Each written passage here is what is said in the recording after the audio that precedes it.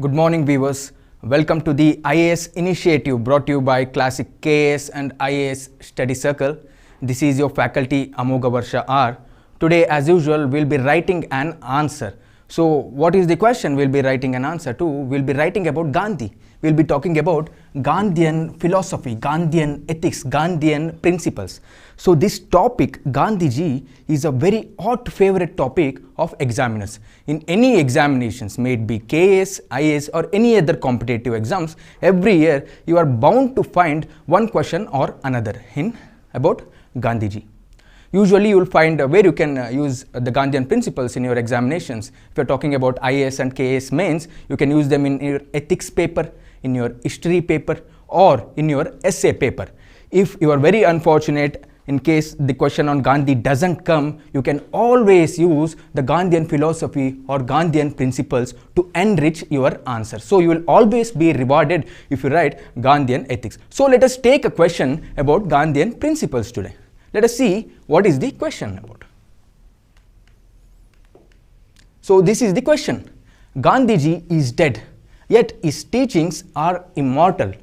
Discuss the relevance of Gandhiji in the 21st century. So let us break down this question. Let us identify what are the various keywords given in this question. Gandhiji is dead. That is, Gandhiji is no more. He is not amongst us, yet his teachings are immortal. So we have to talk about the teachings of Gandhiji. Gandhiji is not with us, but his teachings are even alive, even today with us. So we have to discuss about the teachings of Gandhiji. Further, let us identify the further keywords. Discuss the relevance of Gandhiji in the 21st century. What is the relevance? What is the significance and importance of Gandhian principles in the 21st century? In today's time, what is the relevance of Gandhiji? So we have to talk about what are the various teachings, various philosophies of Gandhiji, and also we have to substantiate their relevance in the 21st century. So I hope we have understood the question. So let us move forward, and as you know, we have to, as we have already discussed, whenever we write an answer, we will be using the IBC model. That is, we will be writing an introduction, there will be a body, also there will be a conclusion. So on that lines, we will try to write an answer to this question. So there must be an introduction, there will be a body, there will be a conclusion. In the introduction, let us give a brief introduction about Gandhiji. We will introduce Gandhiji to the examiner. In the body section, let us talk about two things. There were two keywords in the question, as we remember.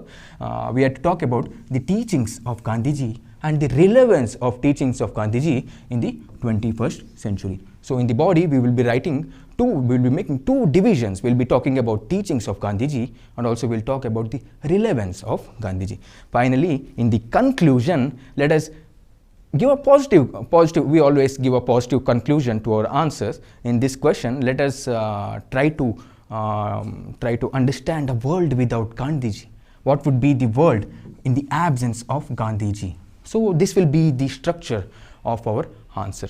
So even before we write the answer to this question, let us have a brief understanding, let us get a brief history, a brief timeline of Gandhiji, so that we will be in a better position to write the answer to this question. So let us see, why is Gandhi so important? Even he was assassinated in 1948, yet today Gandhiji is so important, is the most talked about personality in the modern times. What makes Gandhiji so different and so important? Let us talk about that in a small brief.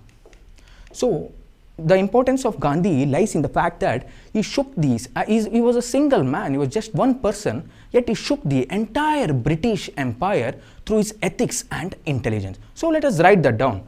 While we are talking about importance of Gandhiji, he was a single person, a one man. He shook the entire British Empire because of his ethics, because of Gandhiji's ethics and his sheer intelligence, and ethics. He shook the entire British Empire. Because of this successful model, successful principles adopted by Gandhiji, many other mass movements, many other leaders copied, not to say copied, but emulated or were inspired by the principles of Gandhiji. For example, the civil rights movements in the United States of America in the 1960s, Martin Luther King Jr. was inspired by the principles of Gandhiji. Further, the Tibetan spiritual monk or spiritual leader Dalai Lama was also inspired by the principles of Gandhiji. Further, Aung San Suu Kyi, the leader of Myanmar, was also inspired by the principles of Gandhiji. So many leaders, many mass movements were inspired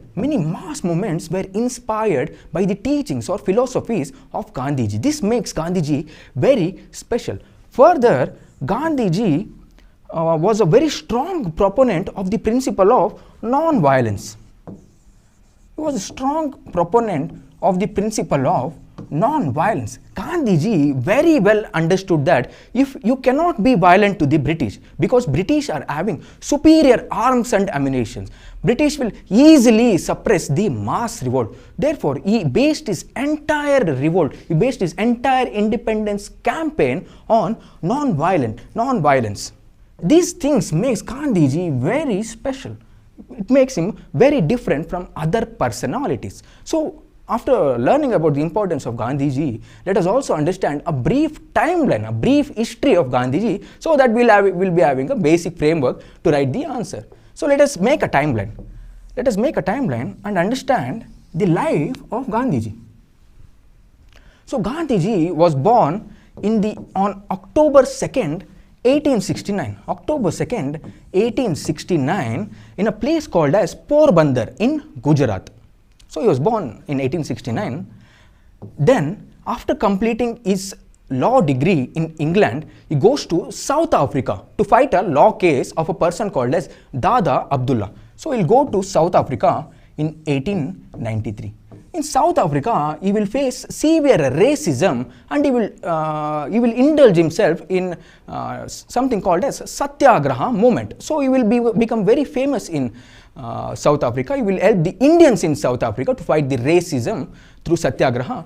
Further, finally, he will come to India. He will return to India in 1915. He will get a hero's welcome in India because of his good works done in South Africa.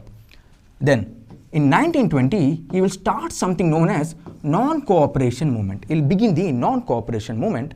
In 1931, Gandhiji will begin the civil disobedience movement by the Dandi Salt March. Then in 1942, he will give the call, do or die, in the Quit India movement. Either you get independence or you die trying. He will give this clarion or this call. Finally, on January 30, 1948, Mahatma Gandhiji was assassinated by someone called as Nathuram Vinayak Godse. So this was the entire timeline, entire history of Gandhiji. While in India, he indulges himself in various satyagrahas, various movements like the Champaran Satyagraha, the Kheda Satyagraha, the Ahmedabad mill strike. These happens in 1917 to 1918. Later on, the Rowlatt Satyagraha, the individual Satyagraha, various Satyagraha he indulges himself in. And he also begins and publishes various newspapers and journals like the Indian Opinion. Also, he starts various newspapers like Navjeevan, Arijan, Young India, etc. So this was the basic understanding about Gandhiji. Now let us go back to our answer. After having all this understanding, it will be very easy for us to write an answer about Gandhiji. So, this was Gandhiji. This will be the basic structure of our answer. Now, let us go to the introduction. We'll write the introduction to our answer. So, let us just give a very broad introduction and let us introduce. We'll give a very broad introduction and we'll introduce the man called as Gandhi to the examiner. So let us talk about his nomenclature. His name was known as Mohandas Karamchand Gandhi, popularly known as Mahatma Gandhi, revered as Gandhiji and fondly as Bapu, the father of the nation. Let me tell you, give me a fact, this Gandhiji was not born with this name Mahatma. Mahatma was given to Gandhiji by someone known as Rabindranath Tagore. R. Tagore lovingly, very fondly gave this title Mahatma to Gandhiji. So this is the first part of our introduction. We will talk about the various names about Gandhiji. Then let us talk about the weapons of Gandhiji which he used in the mass independence movement of India. Non-violence. Non-violence and truth, where is weapons?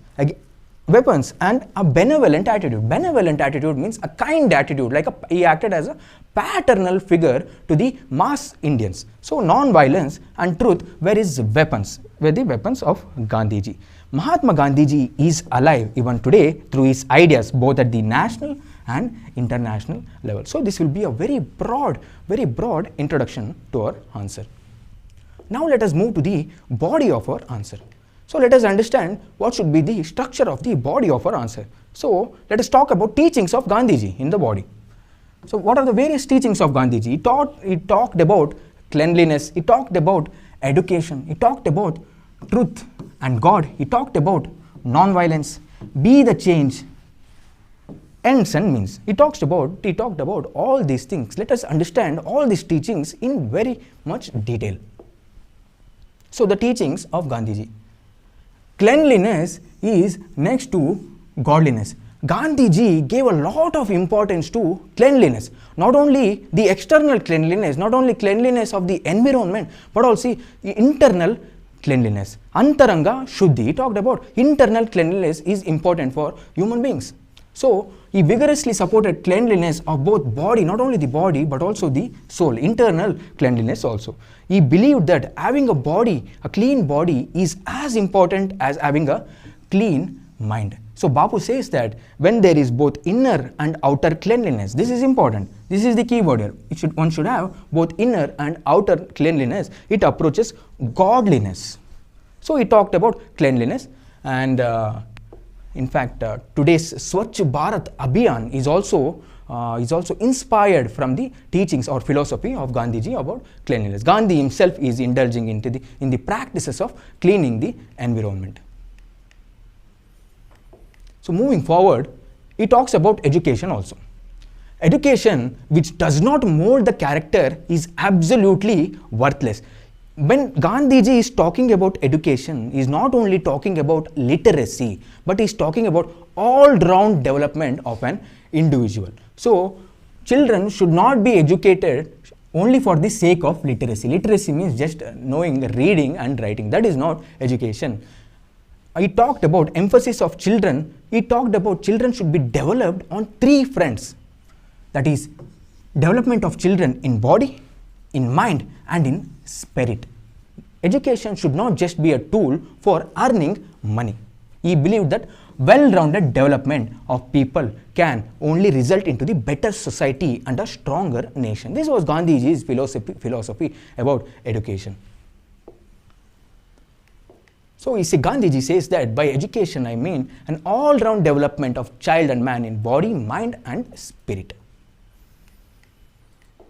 Moving forward, let us discuss the third principle given by Gandhiji. Be the change you want to see in the world. Gandhiji always said that there can be no change in the world if we are not ready to change ourselves. Gandhiji's speciality was he didn't ask anyone to change themselves.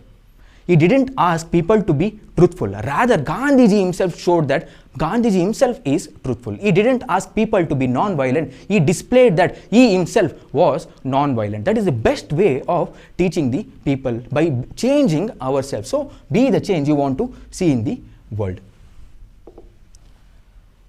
Let us take this example. Gandhiji, in his initial career, in his initial life, he used to wear such fancy dress like suit and all. But one day he was traveling in a train from Madras to Madurai, that is present-day Chennai to Madurai. As you all know, Gandhiji was a very well-known proponent of Khadi clothes.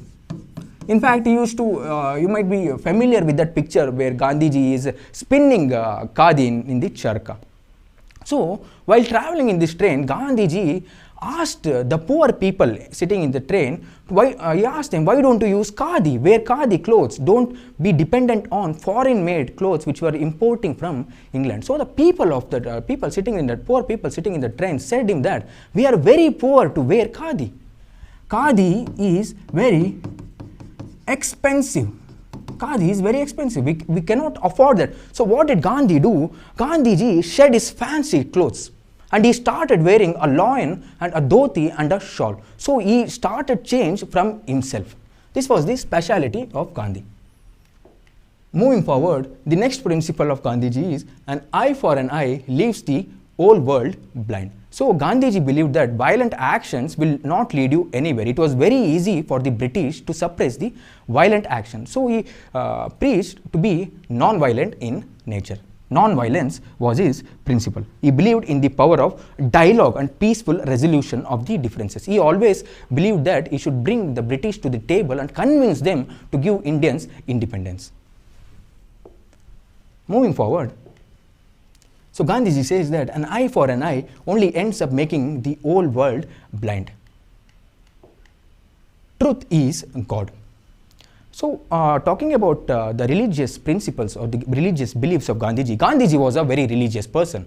His mother was a religious person and she taught Gandhiji always to be a religious person. But his principle about God was very different. Today we see politicians going to the temples during the time of the elections just to appeal to the vote bank. But Gandhiji was not like that. You can search for images of Gandhiji in Google. Rarely you will find the image of Gandhiji in a temple. For him, God meant truth. According to Gandhi, God resides in the heart of every individual. So, if you do service to the mankind, that only means that you are serving God. This was the principle of Gandhiji about God. So, truth, according to Gandhiji, truth is God. Never lie. The path to any kind of success can only be paved by truthfulness. In his entire career, Gandhi only visited temples very few times. This was one such occasion. He visited a temple in Tamil Nadu. The final principle of Gandhiji is ends and means. I hope you know what is the concept of ends and means. Ends is the end result which a person want to achieve. Means is the path taken to achieve this end result. For example, Gandhi wanted to achieve independence, that is the ends. Independence, achieving independence to India was the end result, was the ends for Gandhi. And what was the means that was supposed to be used by the masses of Indians? The means which was supposed to use get independence was a non-violent path. A non-violent path. So for Gandhiji, both the ends and means were equally important. Gandhiji always emphasized on pure means and ends. Improper means, we cannot use violent, we cannot be untruthful and expect to get independence. This was the concept of ends and means, principle of ends and means given by Gandhiji. So these were all the principles given by Gandhiji. For example, in the non-cooperation movement in the 1920s, as it was going on very well, Gandhiji, there was a violence was occurred in Chowri Chowra, a place called as Chowri Chowra, where the people killed several policemen and burned the police station. Gandhiji abruptly stopped the non-cooperation movement. So for Gandhiji, non-violence was very important. Finally, let us quickly understand the relevance of Gandhiji in today's world. The first relevance will be a peaceful society.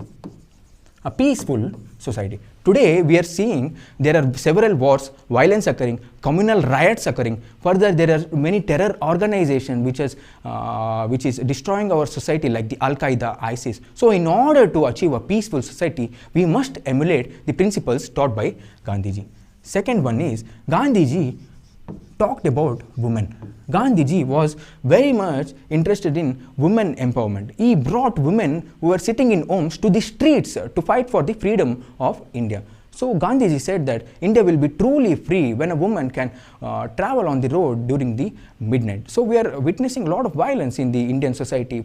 Take for example the 2012 Nirbhaya rape case. So to ensure a society where there is no violence against women, we have to emulate the principles given by Gandhiji. So Gandhiji also talked about a caste-less society. There should be no caste discrimination in the society. So Gandhiji gave the term Arijan. He called the so-called backward people Arijan, that is children of God, even though there is Article 17 in the Indian Constitution which abolishes untouchability, but caste system is a reality in Indian society. Finally, education.